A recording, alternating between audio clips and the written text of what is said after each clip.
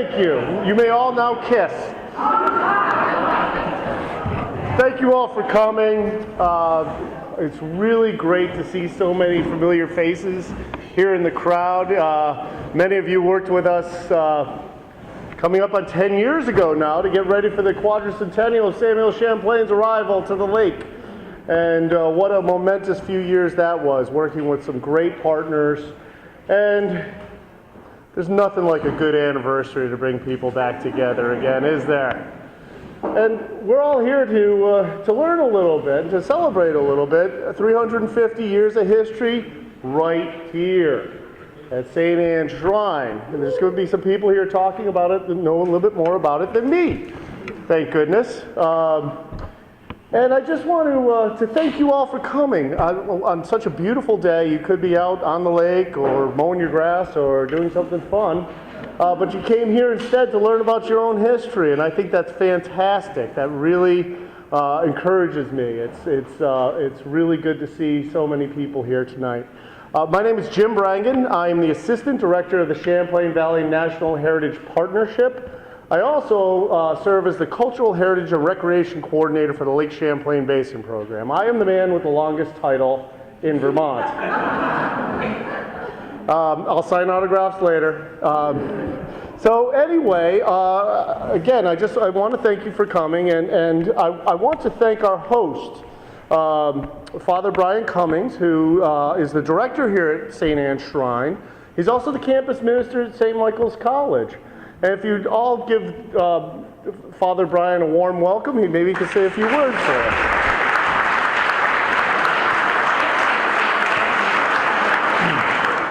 Well, on behalf of the Society of St. Edmunds, I welcome you all to St. Anne's Shrine. The 350th anniversary affords us many opportunities such as this to celebrate our heritage, our history. And I'd just like to point out that, as many of you probably know, when the French came over, they brought Jesuit missionaries with them. And the Christianization of the New World was very difficult. It was really hard labor. We have martyrs throughout North America that gave their lives for the Catholic faith. And one of those martyrs is Isaac Jogues, a Jesuit priest, and had some companions with him. And there's a shrine called, in Auriesville, New York, the Shrine to the North American Martyrs. And I actually made my own pilgrimage there this past September to visit the gravesite of one of my close Jesuit friends. The New York Province of Jesuits have their cemetery there.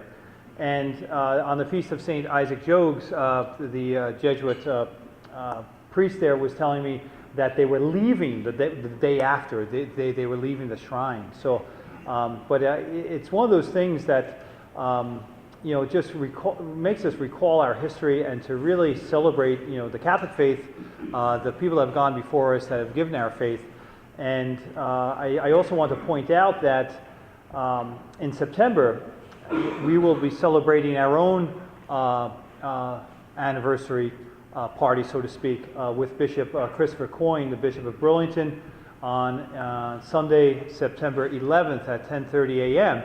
And through a Jesuit friend of mine in Montreal, I was able to be in touch with a Jesuit scholar from Oxford University who specializes in 17th century Jesuit history.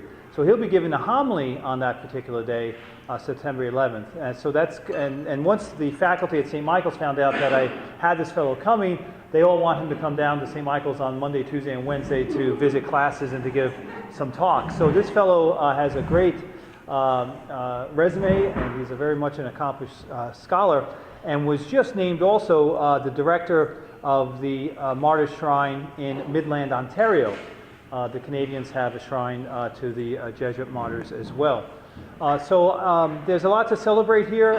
This is very much a holy place, very much a place of historical significance, and we're just happy to be able to welcome you all and to invite you into our sacred space and to celebrate all that we have and all that we do. Many of the things that we do here are centered in spirituality, and it takes a lot of people to help us. We have a lot of volunteers.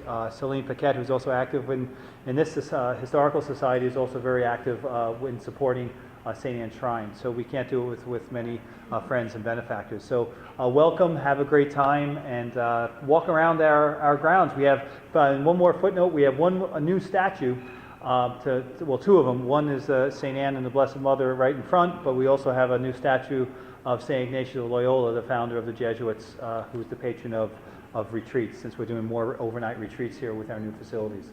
So welcome and have a great time. Thank you, Jim.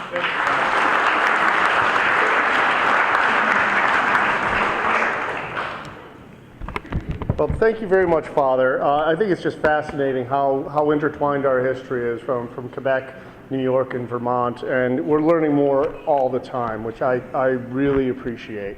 The next person I was slated to introduce has decided that he just wants to be introduced. He doesn't want to say a word. Many of you know Bill Howland, the director of the Lake Champlain Basin Program, who's also the director of the Champlain Valley National Heritage Partnership. Bill is retiring in exactly 72 hours. Well, maybe a little bit longer than that, not counting the weekend, I guess. So Bill's leaving us on Wednesday after 19 years with the Lake Champlain Basin Program. Seems like that, but it's really 17. Bill, I'm trying to help your pension out a little bit here. I'm sorry. See, that's why I'm not the guy giving the history presentation. So anyway, Bill decided he really wasn't interested in saying anything. So I've decided to say a few things on Bill's behalf, or at least to Bill. Bill, like Bill says, he's been with the Lake Champlain Basin Program for 17 years. The heritage area, the Champlain Valley National Heritage Partnership, has been around for 10 years. Now, it's pretty easy to do the math even for a guy like me. That's 7 years before that. Bill Howland, as the director of an EPA-funded organization, was a champion for cultural heritage and recreation. He's worked with the Lake Champlain Basin Program Steering Committee, with partners on both sides of the lake, north and south of the border, to really make cultural heritage, education, interpretation, recreational opportunities a priority here. And that's a fantastic legacy to have, because a lot of people might just see the lake for its environmental health issues. They might say, we need to cut down this amount of phosphorus. We might need to stop the nutrient loading. We might need to do our best to stop invasive species from coming in. And Bill Howland's done all of that. But along the way, he also helped foster a better appreciation of the lake through history, through culture, through education, through interpretation, through recreation. And I think we all owe him a deep bit of gratitude. Bill is a major leader on the quadricentennial. We were able to secure several $100,000 through Senator Leahy's efforts and distribute that money amongst our community and nonprofit partners. So will you please join me in a round of applause to thank Bill Howland for the good work he's done. Thank you, Bill. Thank you.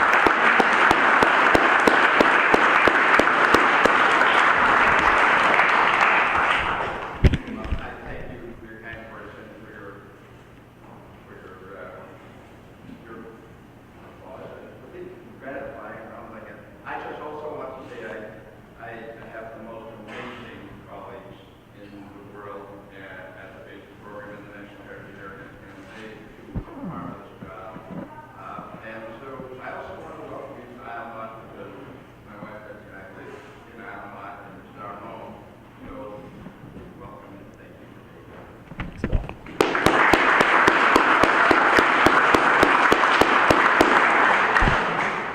Okay. So, while we're talking about the quadricentennial, you can't talk about the Lake Champlain quadricentennial without mentioning this person.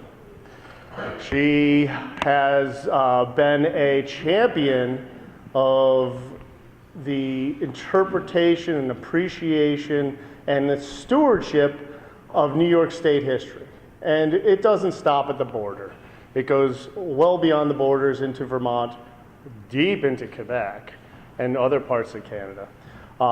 It was my pleasure to meet Celine Paquette, I believe it was in 2004, maybe 5. We've known each other a long time, and I consider Celine a good friend.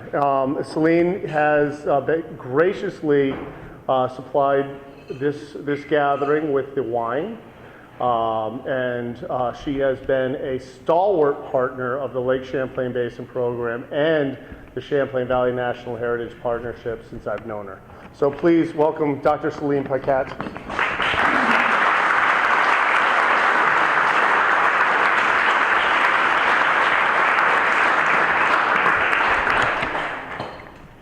Thank you, Jim.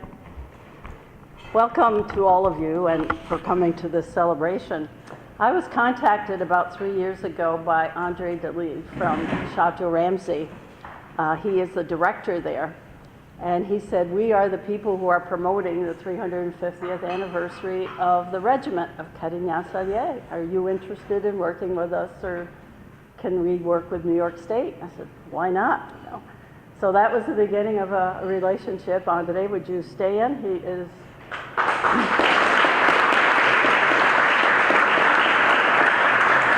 They have had marvelous celebrations in Montreal, and I and some of members from Clinton County, Julie Dowd and Jerry Favreau, Pat Racine, and we've attended a few of these wonderful events, and it's pretty spectacular.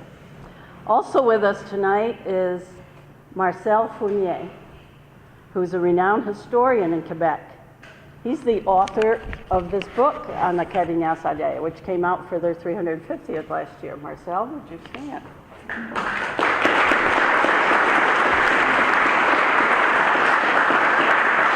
Thank you for being here.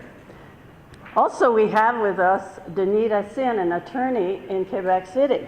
Now, that's Mr. History. He's known internationally for his work in genealogy. I think he was president of the International Genealogical whatever. He's got all kinds of titles. I am proud to say that he is the genealogist and the newsletter editor of our family, of our Racine Family Association, of which, of course, I'm a member. My name is Celine Racine. So thank you, Denis and Jean, for being here tonight.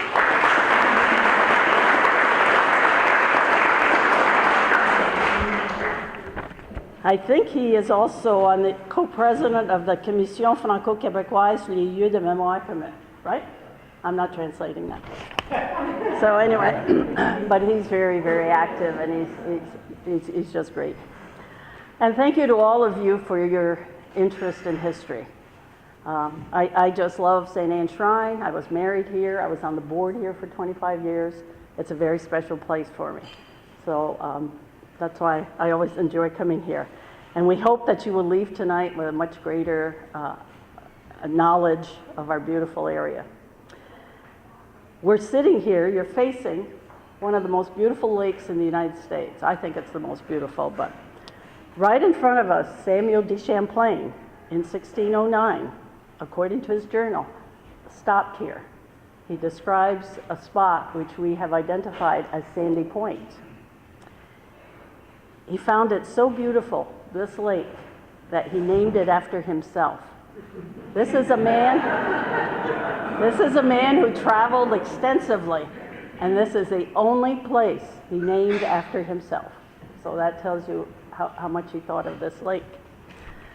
Also, if time allows, we have a beautiful monument to Champlain on the grounds here of the shrine.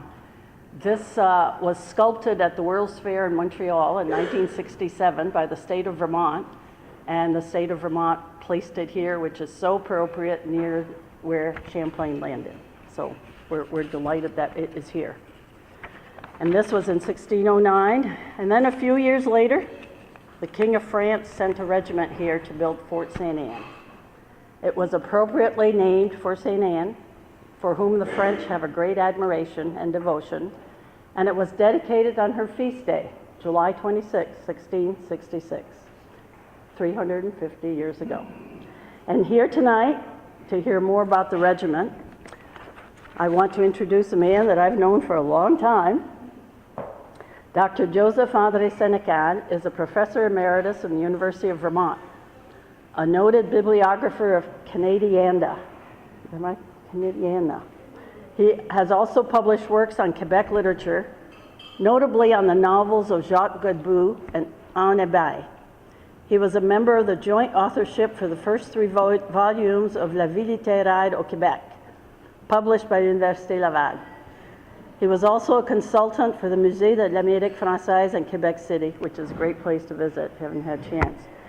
His most recent work is, some of you have picked up a copy, it's Noka-Higa, A Life of Samuel de Champlain. We ran out of copies here on the table, so. He is presently completing a 2-volume work on the French settlements on Lake Champlain. Dr. Sénécal, it's all yours.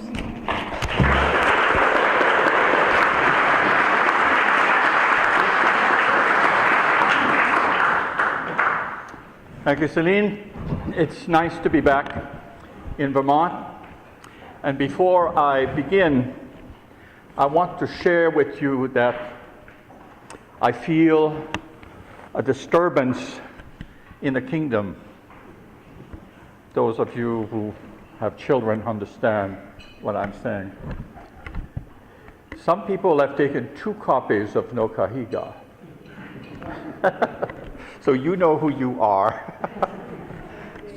You could make the second copy available to other, oh, you no. And those of you who would like a copy, you can contact Plattsburgh State University and its Canadian Studies Center, who have extra copies, and they will willingly give them to you. And to do that, you can go online and type in Canada.Plattsburgh, Amy? Plattsburgh, .edu. And you'll get on the right track to get a copy. I have to say that this talk was very hard for me to prepare. It's one of the hardest I've ever prepared because there's a huge amount of material, and we're at a time of the day when, like a 1 o'clock class, we're subject to fall asleep, and so much of this is esoteric that I've done my best, and we'll see what happens. So it would be hardly an exaggeration to say that the colony of New France was born not once, but 3 times. In 1608, 1632, and in the middle years of the 1660s. 1608, of course, is the year of the founding of a fur trading post at Quebec by Samuel de Champlain and François Pont-Gravé. Were it not for the genius and the fortitude of Champlain, the commercial enterprise would have quickly floundered like so many others. It was Champlain who first grasped the geography and the dynamics of the continental trade network, and who provided the diplomatic skills, this was equally important, the diplomatic skills to gain access to the vast fur preserves of the Great Lake watershed. It was him who invented the role of truchement. Truchement is a French word which means like an interpreter, something that you can pass material through and which will come out differently, translated into something else, a truchement. These, of course, were translators, but very special translators. This was the practice of sending very young men to live among the natives, to learn their language and their ways. In short, to be adopted by the clan. This was immensely successful. it was not repeated by any other European group vying for the fur trade. Before 1629, the most dangerous threat to Champlain's ambitious plans was not the Algonquian-speaking tribes blocking up the Ottawa River, or the easternmost nations of the Iroquois Confederacy, who were also seeking to play a role as middleman in the fur trade. Rather, it was the foreign traders, Basque, Dutchmen, and above all, Englishmen, who could harvest with impunity the labor of the French traders, overtake them to meet the fur flotilla merging on Montreal or Tadoussac, hijacking a French ocean-going vessel and steal the cargo. All this led to 1628. That year, the small establishment at Quebec was captured by English privateer, the Kirke brothers, who drove away the French. And when the subjects of Louis XIII returned in 1632, their installation had been completely ruined. 1632 was a new beginning, a second birth. The French had to start all over again. Champlain himself arrived 1 year later in 1633, followed in the next few years by small groups of settlers who, like Robert Giffard or Pierre Le Gardeur or Leneuf de la Poterie, recruited French families and single males to begin agricultural settlements in earnest. Religious orders and devout Roman Catholics, burning to export the Counter-Reformation to newly discovered continents, played as large, if not a larger role. It was their considerable financial investments and their recruitment of heroic men and women like Jeanne Mance, who you know as Jean Mance, and Marguerite Bourgeois, who opened the school in Montreal, the Dieppe nuns at the Hôtel Dieu Hospital in Quebec City, and Marie de l'Incarnation, the mystic, and her Ursuline sisters who taught French girls and native women. Laypersons, such as the soldier Pierre Chomédé de Maisonneuve, and other members of the Société Notre-Dame de Montréal. Despite the total commitment of this small group of men and women, the colony grew very slowly, not fast enough to confront, much less to check, the growing menace of the Five Nations. After 1632, the French faced a new threat, which came close to accomplish what English piracy had not, that is, the permanent expulsion of the French from the St. Lawrence Valley. When Champlain returned in 1633, a man near death, he had to deal with new realities, rapports de force, which were transforming the map of eastern North America. The rising demand for furs by all the European players, the British of New England, the Dutch of the Hudson Valley, the Swedes and other groups further south along the Atlantic seacoast. The disastrous management of the fur preserves by the native group, which had led to depletion. What the Iroquois would do, for example, is trap beavers in the winter, and rather than harvest only the male beaver, they would kill the entire household including the female and the young pups. And if you practice that kind of economy, you can see that it's like trying to harvest all the wild rice. In no time at all, there will be no rice left. And so this was an important factor. And last but not least, the dramatic reduction of the native populations by disease transmitted by Europeans. All three factors led to a period of warfare which totally redrew the trade and political maps of Eastern North America.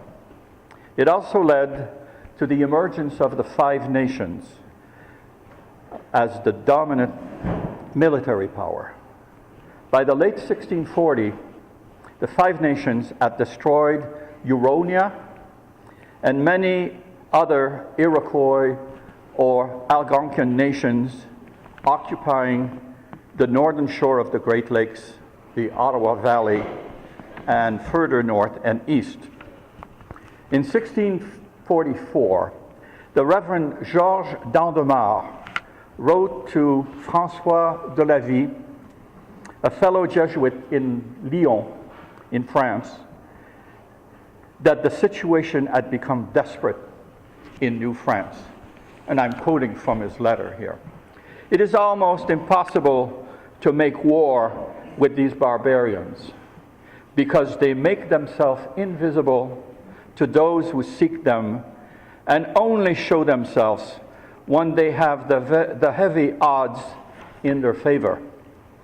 Go to hunt them in their villages and they fade into the forest. This is why one can travel in the settlements only in armed bands or in boats armed with cannon and soldiers. And I'm adding for Celine that these were not heavyweight cannon in the birch bark canoe. It's a private joke. Fishing and hunting is forbidden to the French. The splendor of the country is only to be looked at from afar. One can hardly gather greens in a garden in safety. And in order to get any supplies of wood, everyone has to go in battle order and stand guard. It is not that these thieves are always around us, but that one is never sure either that they are there or that they are not. Hence, we have to watch for them at all times. Were it not for our hope that God will eventually deliver us, the country would have to be abandoned. This is a very bleak letter, you will agree with me. The situation in the St. Lawrence Valley in the 1640s, 50s, and 60s was not unlike the Afghanistan or the Iraq miasma of our time. The French were dealing with shadowy foes, with a collection of tribes who came together to further their individual interests and extract as much wealth as possible from competing foreign powers. The Iroquois were very, very smart. The Jesuits and the Society of Montreal obtained considerable sums to help defray the cost of the defense of the colony. In 1644, the Queen Mother, Anne of Austria, sent 60 soldiers.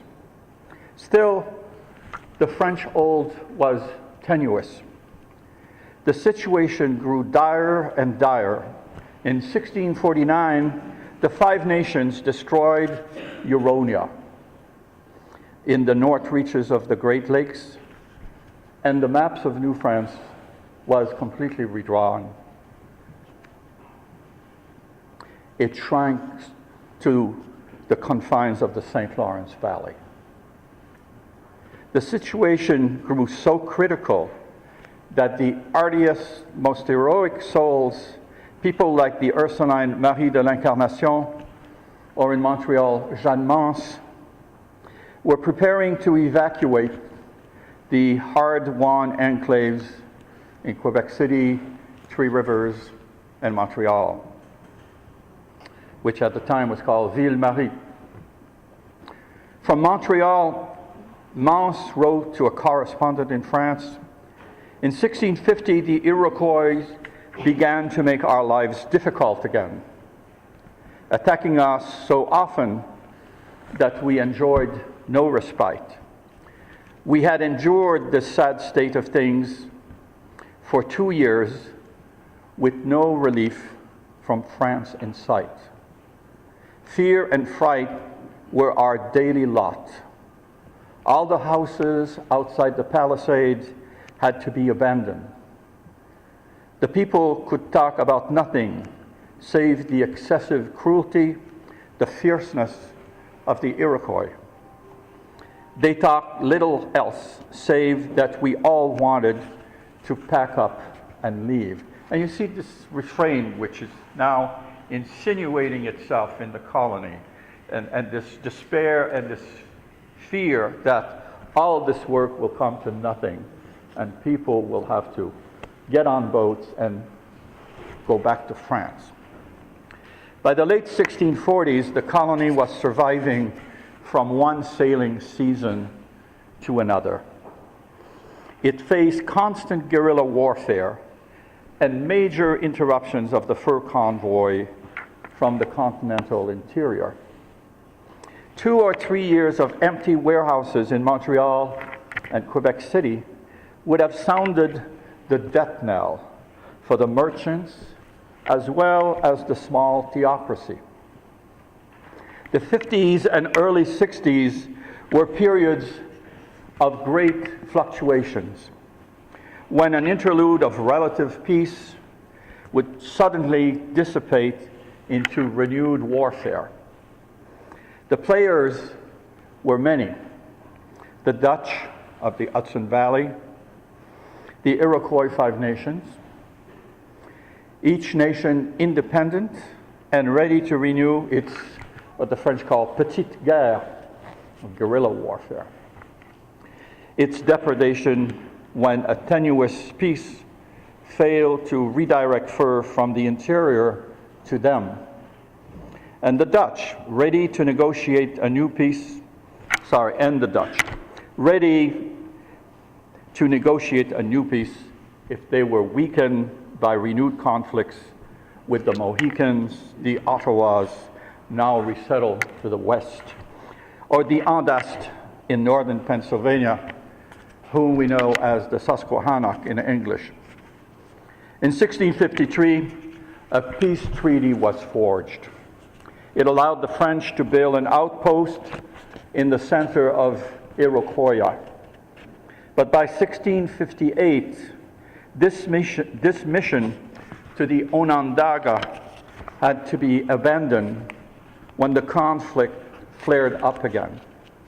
In 1661 alone, nearly 70 French colonists were lost out of a total population of a little more than 2,600 men, women, and children, settlers, indentured workmen, many in the colony for only 3 years, priests, nuns, and other celibates. We're talking of a total of 2,600 people. In the end, the saviors of the colony came from France, helped arrive from a new king whose reign would be synonymous with warfare. Le Grand Siècle, the reign of Louis XIV, had begun, and the wealth of the wealthiest and most populous kingdom in Europe was not yet engulfed by the fortresses of Vauban or the grandiose blueprints of Versailles. Several envoys from New France were sent to the new king and Colbert, his main minister.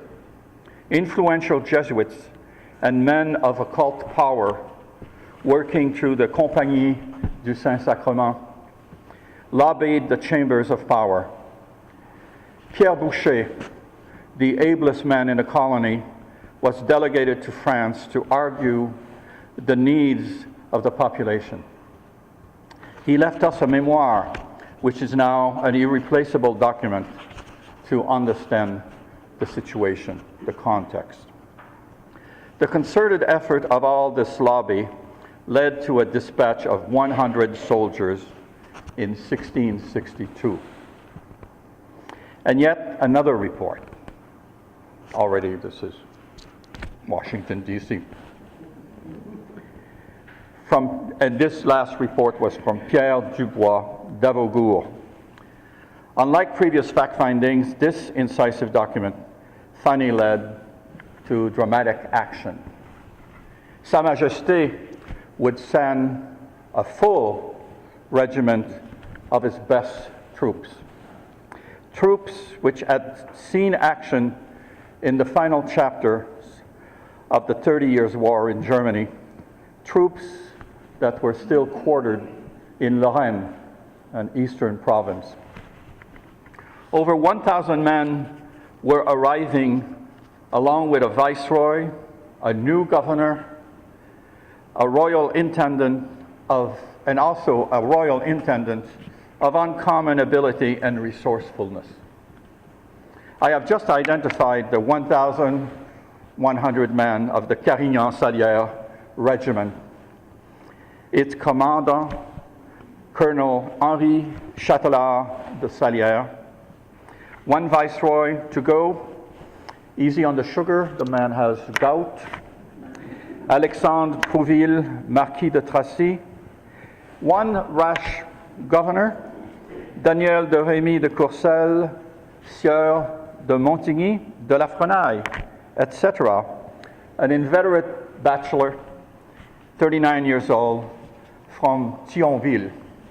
And if you've ever gone through Thionville, you know how bad that can be. It's part of the Rust Bowl of France, or was the last time I went through there. Not very far from Snoopy and his Pont-à-Mousson episode. And we must not forget the man who will have to entice a third of the regiment to stay, marry mail order brides, and multiply at a rate that, to this day, is noted in intro textbooks to demography. I have named my last actor the Royal Intendant Jean Talon. The famous Carignan-Salière regiment.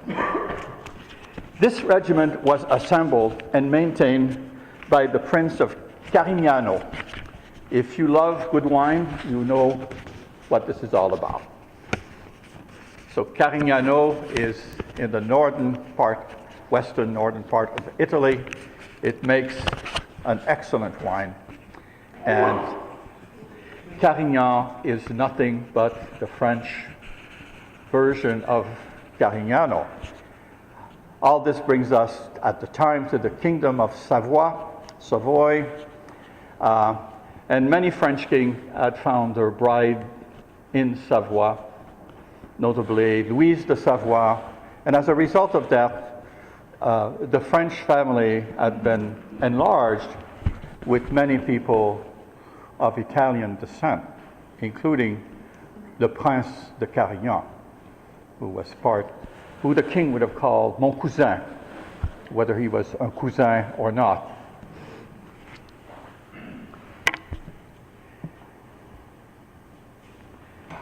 So the origin of this regiment is Prince of Carignano. His name in French would be Thomas François de Savoie, Prince de Carignan. That's how he would be announced. So the prince was a key player in quelling a rebellion of the French nobility during the minority of Louis XIV. And you can imagine it won the affection of the future king.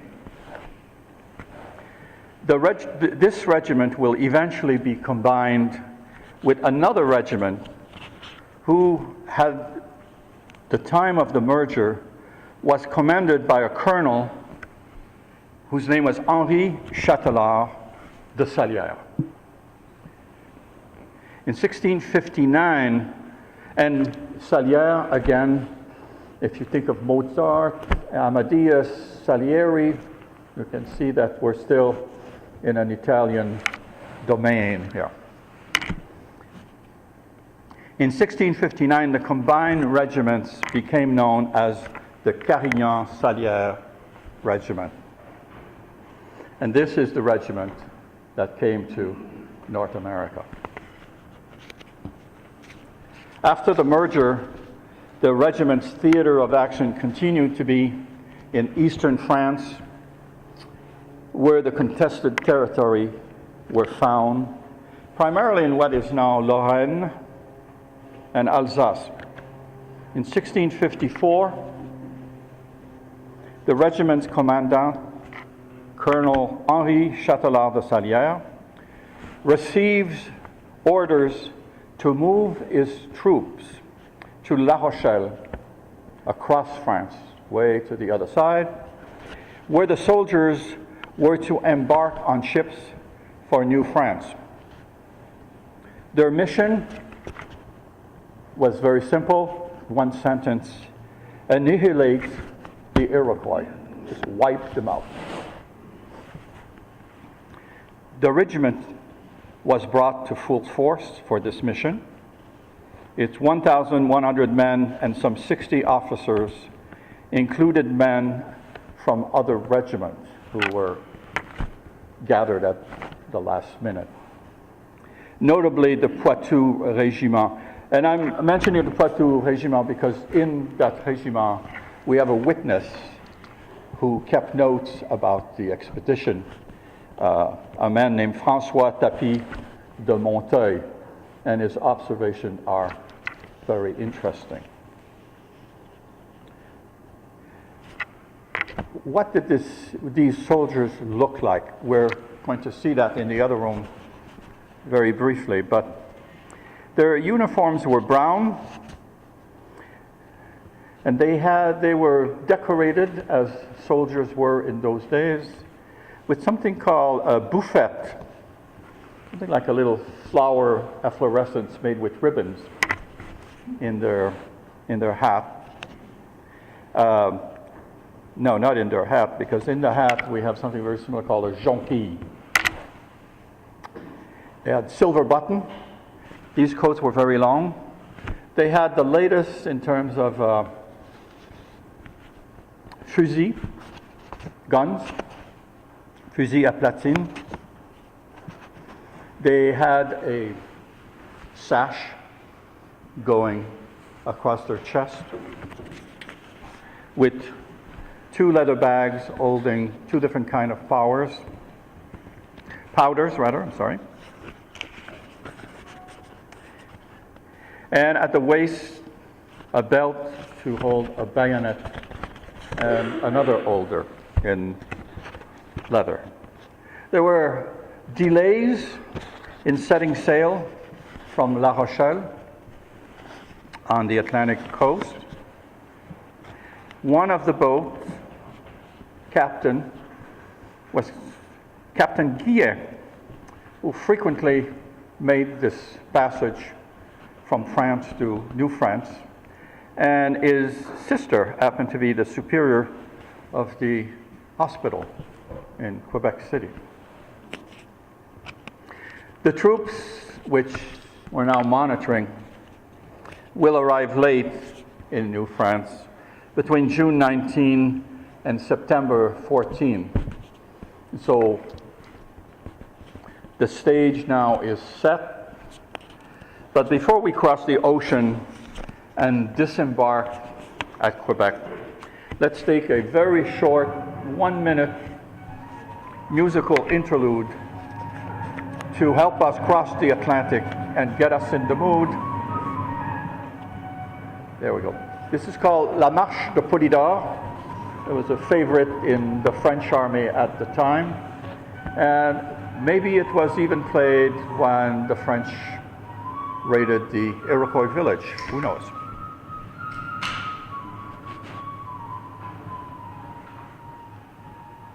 Are we done? Do you want it louder? Yeah, probably a little louder. It's only a minute long, so it allows me to.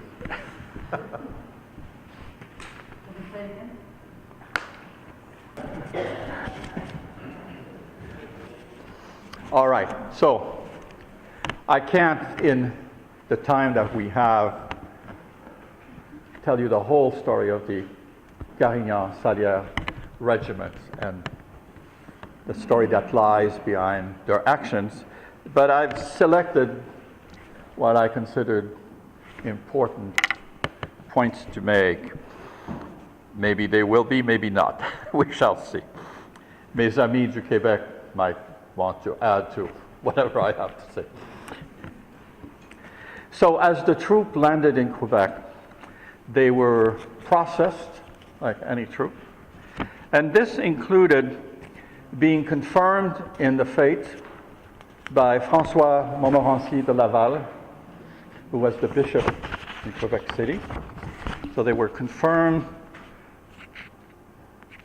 We could compare it in a very distant way to a bar mitzvah. It's a ceremony to mark your adulthood and your full incarnation as a Roman Catholic. We still have confirmation, which has been, and the ceremony has been changed. In fact, it has even been changed since I was a little boy.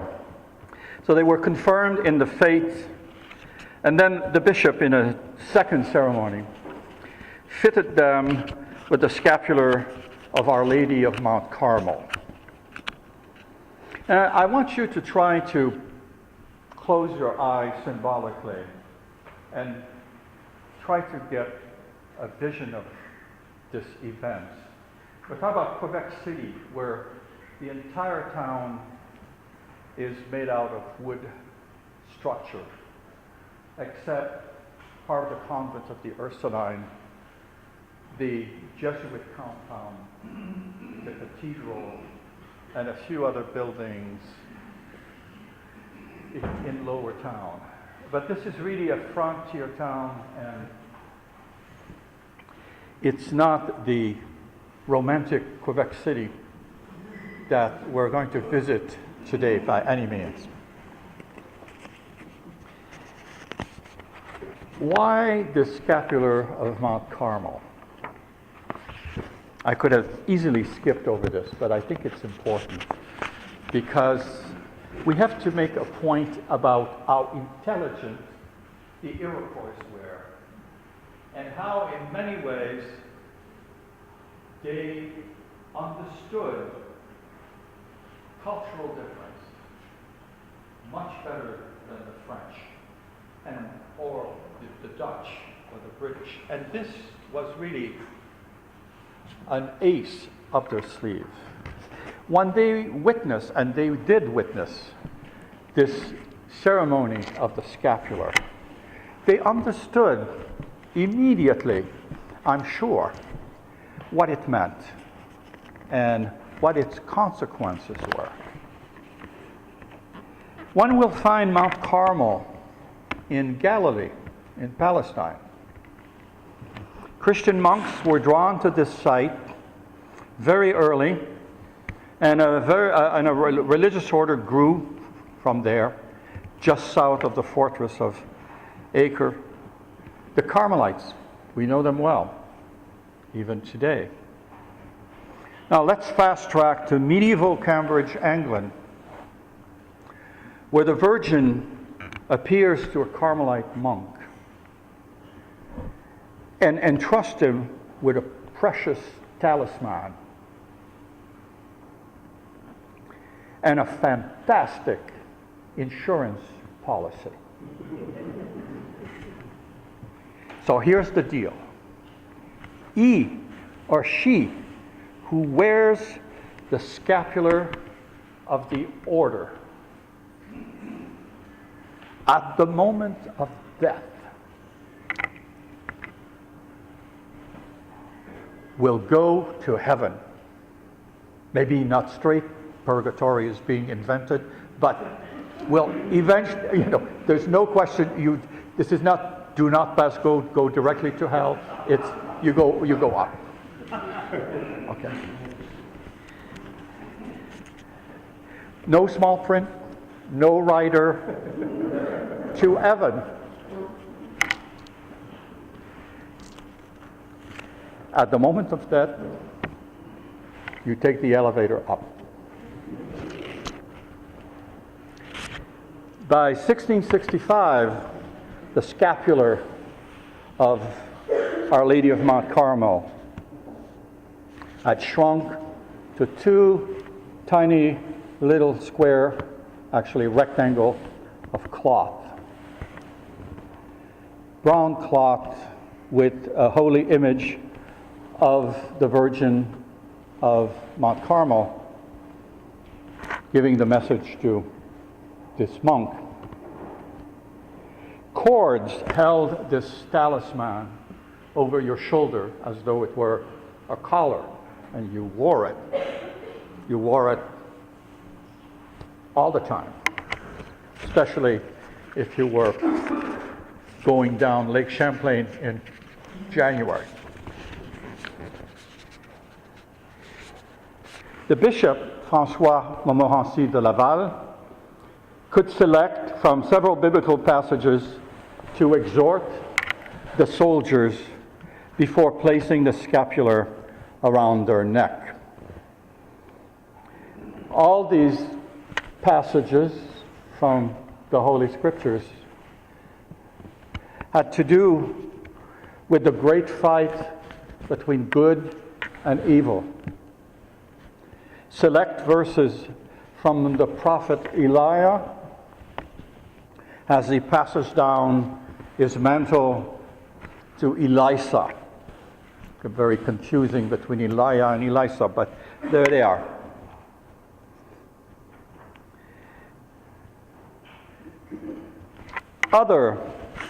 And this mantle, of course, was a symbolic armor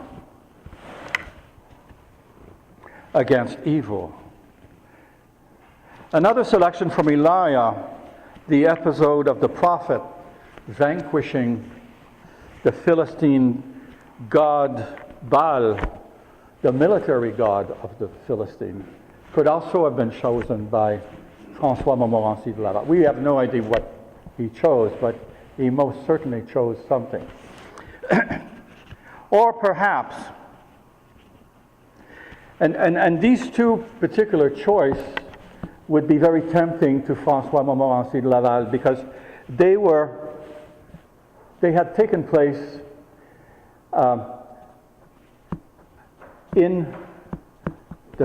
at Mount Carmel in Palestine, in the shadow of a great plain where the apocalypse tells us the very final battle between good and evil will take place.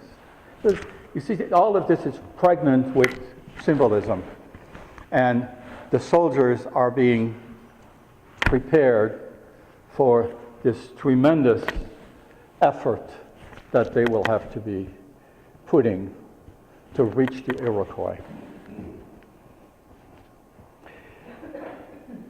The bishop could also have chosen selections from St. Paul to the Ephesians, to the Romans, where again the context speaks of girding oneself to be soldier of Christ, and so forth and so on. So, having been prepared in this very religious way, the soldiers made their way to the Richelieu River, where they spent the fall of 1665 constructing 3 forts. A fort at Chambly, which we know, although it's not that fort, a fort at Sorel at the mouth of the Richelieu River, and finally a fort at a rapid between Chambly and Saint-Jean-sur-Richelieu, a fort which will be called Sainte Thérèse or Sainte Teresa. What's interesting for us in that Febrile activity in the fall is that a party, probably assembled from the companies of Dubois, Duprat, or Rougemont. All these troops were quartered at Sainte Thérèse for the winter. This party was sent to select a site for the last fort to be built near the mouth of Lake Champlain. That is the very spot that we're standing on. The governor, Courcelles, for reasons that cannot be documented, much less understood, made the rash decision of launching an expedition against the Mohawk and the Oneida. Those are the two Mohawk tribes closest to us. In the dead of winter. So plans were finalized in January. Troops from Quebec City, Three Rivers, and Montreal were to meet on January 28th at Fort Chambly. The soldiers starting from Quebec City would have to march on ice and snow on frozen rivers, some 300 miles. The trek from Quebec City to the mouth of the Richelieu confronted the troops with the Arctic harshness of the Canadian winters. Only 1 in 3 soldiers were equipped with snowshoes. They were all issued moccasin and chaussons, which are probably very thick socks. None of the soldiers had foot cleats to secure their footing on the windswept mirror of ice on the St. Lawrence, the Richelieu, or Lake Champlain. For bedding and shelter, the troops had been issued 1 blanket for 3 soldiers. This is standard equipment.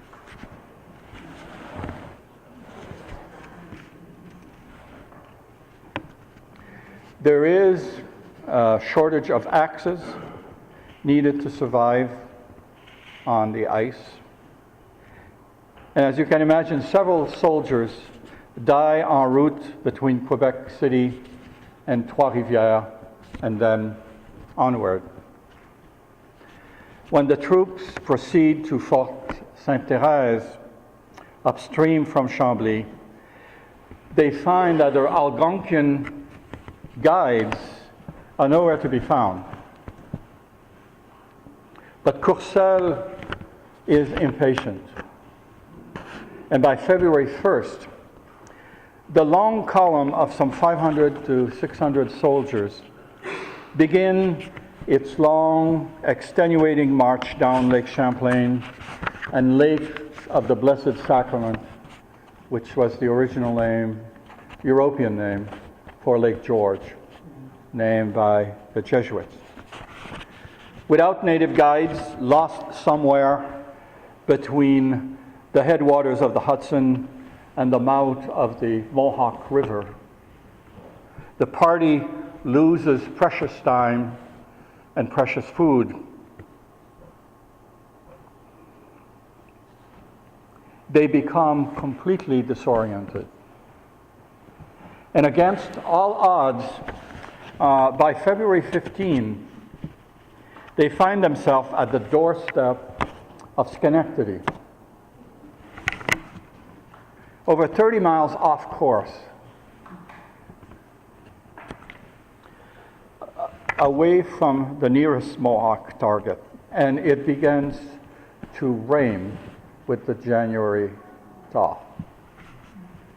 Nevertheless, they're rescued by the Dutch at Albany. And the commandant is so scared that his troops will mutiny if they're allowed to go inside Schenectady, that he keeps them away from both Albany and the stockade at Schenectady. Courcelles, the governor, expresses complete surprise when the commandant at Albany, a British officer, demands to know why they have appeared before a British, not a Dutch, installation. And he informs them that the Dutch colony had just been ceded to England, to the Duke of York. So you can see how complex this situation is politically. We have a Dutch colony which becomes an English colony. We have English colonists in Connecticut and Massachusetts that are rivals of the Dutch for the fur trade. We have one side taking the side of the Mohican and the Dutch taking the side of the Iroquois nations. We have the French north, and then among the native, we have all these other tribes who are really by now furnishing most of the fur out west in the Great Lakes, and they can't get through to trade directly with any of these people because the Iroquois are right in the middle, saying, we're going to collect a tax here, a heavy tax.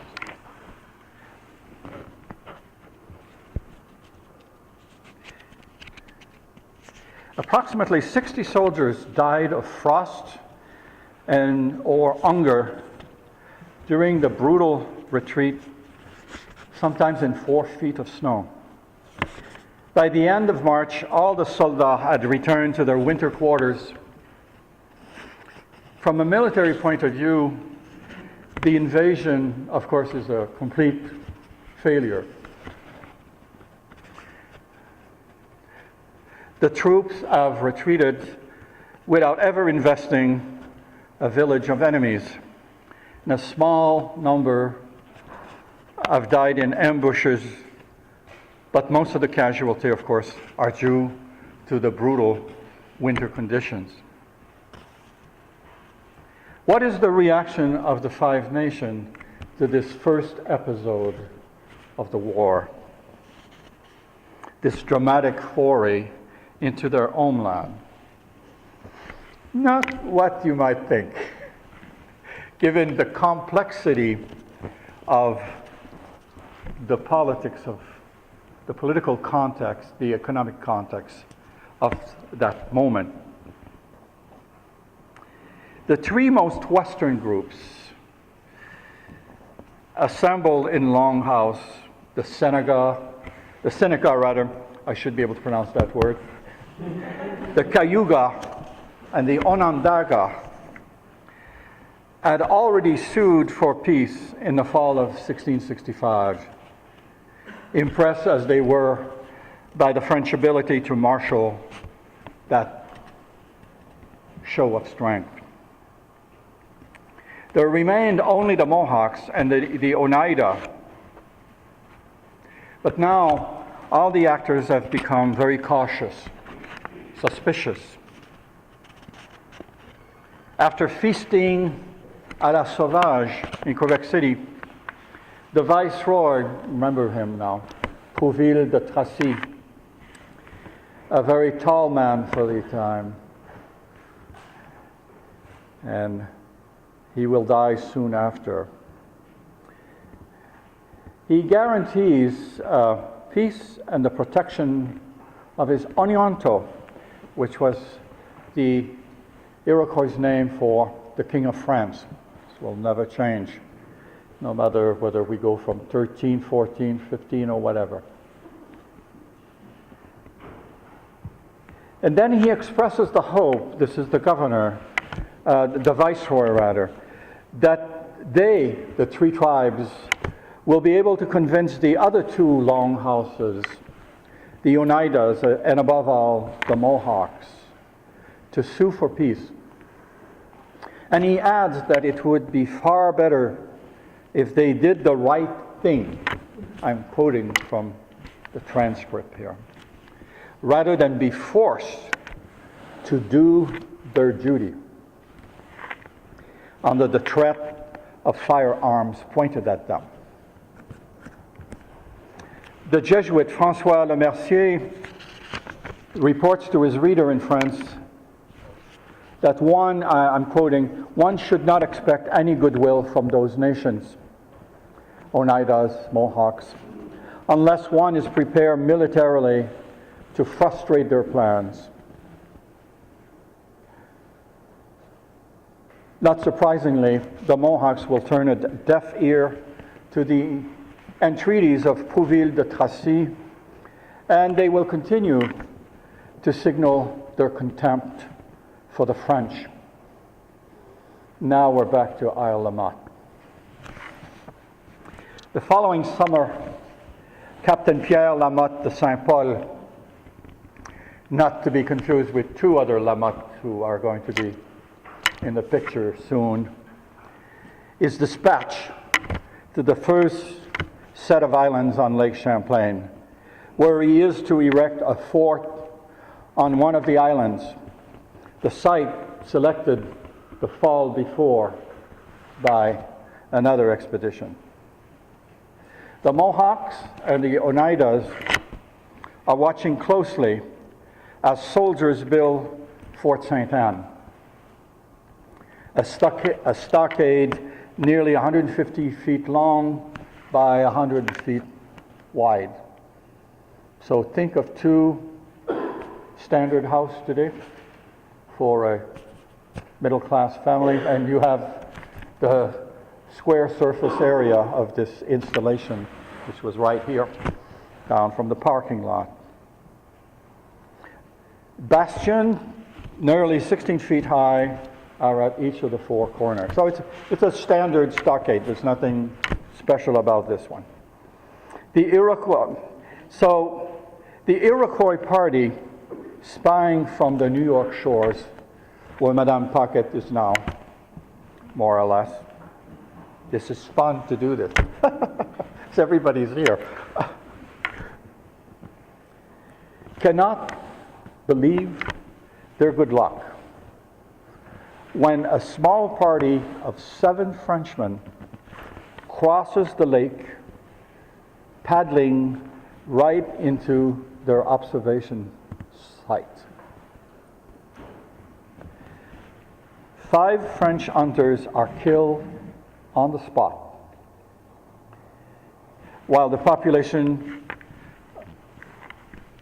on the construction site of the fort sits helplessly watching this event that happens very swiftly.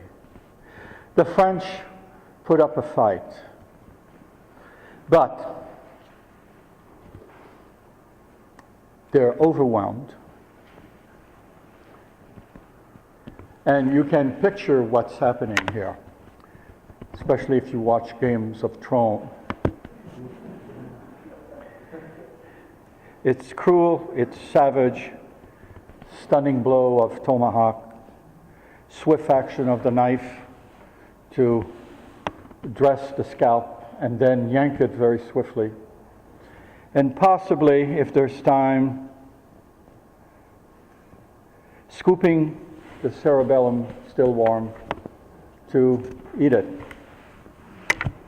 I could go on, but I'll stop there. These military operations, worthy of a meatpacking house, are being performed on Monsieur de Chazy, who we know as Chazy. One of the 5 men being butchered with provocative cruelty. Monsieur de Chazy is not anybody. He is a nephew of Tracy de Courville, the Viceroy. He's also related to half the court in France, including very high-placed noblemen. And of course, Tracy is the personal envoy of Louis XIV. Meanwhile, back in Quebec City, Oneida envoys are negotiating a peace treaty. Upon receiving the news from Fort Ste. Anne, the members of the Oneida delegations are arrested and jailed.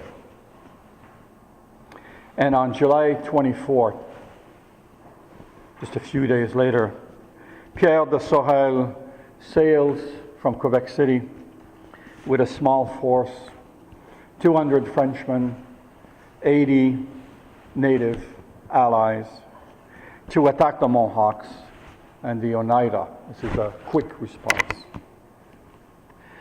But on the way there, he passes the Flemish bastard, an Iroquois leader, and the flotilla includes the survivor of the Chazy massacre, including the cousin of Tracy.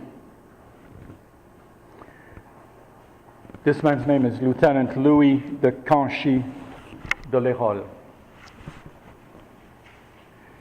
Sorel stops dead in his track, and he escorts the delegation to Quebec City, where negotiations will drag on. In early September, the French decide to continue warfare with the two easternmost tribes. Isle LaMotte is designated as the staging site for the new expedition. By September 28th, the troops are assembled, and Tracy shoves off with the main corps. Tracy is a man advanced in age, corpulent, tortured by gout, and on many sections of the trek down, he will have to be carried. As the army approaches the Mohawk village, de Tracy insists on marching his troops all night to the boisterous accompaniment of fifes and drums in a drenching rain. You will not be surprised that they find an empty village. Nevertheless, the French will burn everything to the ground, including the provisions of the Mohawk, to survive the winter. And at the last Indian castle, de Tracy flies the French flag, the white ensign, and he affixes the coat of arms of Louis XIV to a tall post. He formally takes possession of the territories in the name of his sovereign. Vive le roi, vive le roi, vive le roi. On July 8, 1667, the Mohawks and the Oneida sign a peace treaty in Quebec City. And on August 28th, Trouville de Tracy boards the Saint Sebastian and sets sails for France. This peace, this very fragile, tenuous peace, will last 20 years. A long time, long enough for the colony to become self-sufficient in terms of renewing itself. Around 1682, after 50 years of permanent immigration from France to the St. Lawrence Valley, the heartland of New France, the population reached this milestone. The birth rate had progressed to that point where the colony could assure its autonomous growth. Immigrant families from France had played a minor role in achieving this critical biological self-sufficiency. No more than 500 immigrants had sailed as husbands and wife before 1700. 8% of the total immigration. Of these 250 couples, 160 landed with no child or only one. 90 couples, including my ancestor, his wife, Jeanne Lecomte. They were among these 90 couples. I will stop there.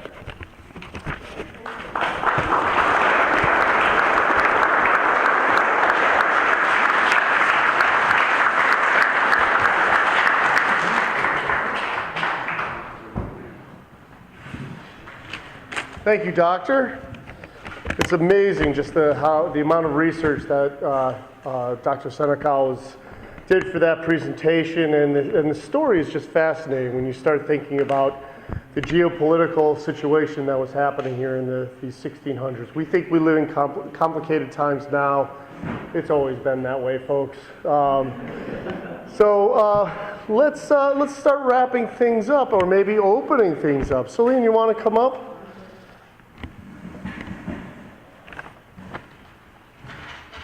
So, in order to get ready for this event, we decided to really back up just a little bit. This event was made possible by an idea, a germ of an idea that was brought forward at the International Summit in 2014 in Plattsburgh, New York. The Heritage area has this very long process for developing our work plan and budget. And towards the end of this long process, we bring together key stakeholders from Vermont, New York, and Quebec to meet with the Heritage Area Program Advisory Committee. And we have 3 members here. If the other 2 don't mind standing up, Linda Davignon and Lou Brzee over there. Takes 2016 and use it as an opportunity to strengthen those ties between New York, Vermont, and Quebec. And I can already see that those ties are reforming after a couple of years as the quadricentennial passed. And Andre and his staff at Chateau Ramsey have been very generous with their time and efforts meeting with us. As Francois and Albert Smith as well have been working with us on this. And so we got together and said, how are we going to get this thing started, right? And my initial reaction, of course, is, well, we'll put up a wayside exhibit. What else are we going to do? And if you're familiar with our program, the Lake Champlain Basin program, and now the Heritage Area, has been building wayside exhibits since the year 2000. We have well over 300 of these wayside exhibits throughout the Champlain Valley. And each one's special in its own way. I mean, it's amazing the vast amount of history, and we could do 300,000 of these wayside exhibits and not have enough. I worked with Celine and others to develop the content for this, and our top-notch designer for the Lake Champlain Basin program, Elizabeth Lee, was able to pull together the design rather quickly. I'll just bring this to the forefront here. And this is the latest wayside exhibit developed by the Champlain Valley National Heritage Partnership. We were lucky enough to work with the Isle LaMotte Historical Society, and I believe that President Barbara Callahan is here. Is Barbara here? Still? No? Oh, okay. Well, unfortunately, she was here earlier. They allowed us to use an original painting by Ernie Haas that depicts the fort as it was in 1666. And without further ado, I'll give you the first look at the new wayside exhibit for Fort Ste and Isle LaMotte.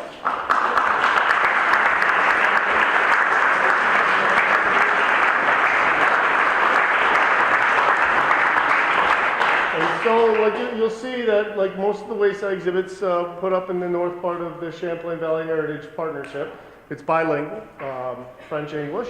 It will be placed down near the fort location shortly. This is a temporary exhibit. We will be getting it fabricated in the outdoor grade interpretive material. And please take a look. There'll be an exhibit here, and there's another one in the room that we're going to open up shortly. And I'll let Celine go ahead and open up the room. Okay, we invite you to, these are panels that we obtained through our work with Andre Deneuve from Chateau Ramsey, and it gives the history of Fort Ste. Anne. I think you will enjoy. So if you want to move into the next room and look at our new exhibit, it will be up all week here.